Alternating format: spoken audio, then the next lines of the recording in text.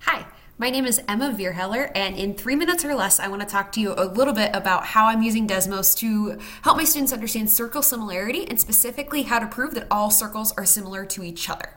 So, here's an opening activity my students go through. I want my students to understand or to check if they know what it means for two figures to be similar. They often think that congruence and similarity is the same thing, so we're going to work through that. Then, my students are going to compare and contrast a couple of circles. They're going to make the connection that one way to think about similarity is through the transformation of a dilation. And they're going to translate and dilate a couple of circles so that one circle lands perfectly on the other. They're going to end this warm-up activity with answering the question, do you think that all circles are similar to each other? Why or why not?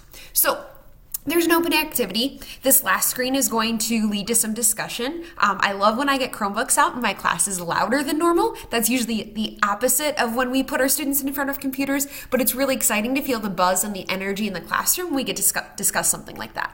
So after we've had this discussion, I would pull up this graph that I've created. It's just two circles where you can change the radius and you can change the center of both of those circles. So what I would want my students to do is explain to me how would you have to move the green circle so that it lands perfectly on top of the purple circle. So we would talk about how we could move the center and then how we could change the radius. And we've got the ability to do all those things down here. Luckily for me, I've got a little solution down here. That way I can make sure that I'm doing my scale factors in the right direction. Nothing more embarrassing than being wrong in front of students, except for it's kind of fun when they correct you.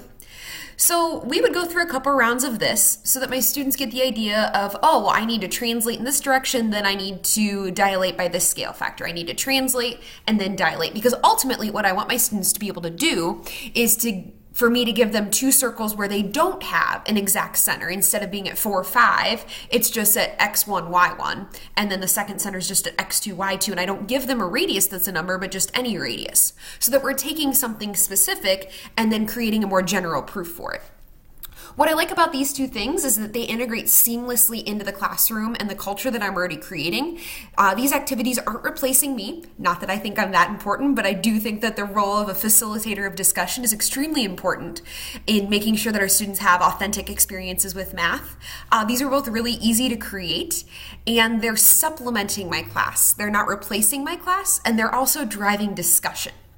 So these are two ways that I can integrate Desmos pretty quickly and easily into the classroom that I've already created. I really like using custom activities. Graphs are easy to use. Obviously, I'm bragging about the company that I want to give me a fellowship, but I just wanted to highlight the things that I do with Desmos so you get a little bit better idea of what I'm doing. My 3 minutes is more than up, so thank you very much.